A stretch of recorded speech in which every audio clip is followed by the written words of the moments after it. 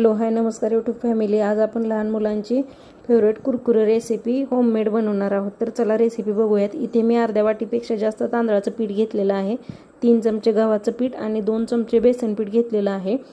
पाणी टाकून अशा पद्धतीने सर्व मिक्स करून घ्यायचं आहे, छान असं बघू शकता। त्यानंतर हे छान असं गॅसवरती शिजवून घ्यायचं आहे, कढईपासून पीठ सेपरेट होईपर्यंत। बघू शकता तुम्ही अशा पद्धतीने हे पीठ शिजवून घ्यायचं आहे। अशा पद्धतीने हे पीठ कढईपासून वेगळं झालेलं आहे। त्यानंतर हे एका ताटामध्ये काढून छान असं मळून अशा पद्धतीने कुरकुरे बनवून घ्यायचे आहेत।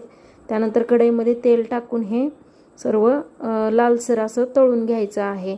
पीठ मळताना याच्यामध्ये चवीनुसार मीठ टाकायचं आहे, माझ्याकडून व्हिडिओ स्किप झालेला आहे। त्यानंतर दुसऱ्या वेळेस हे कुरकुरे अजून एकदा तेलामध्ये टाकून छान असे तळून घ्यायचे आहेत आणि त्यानंतर वरून लाल मिरची पावडर थोडंसं तेल टाकून हे सर्व असं मिक्स करून घ्यायचं आहे।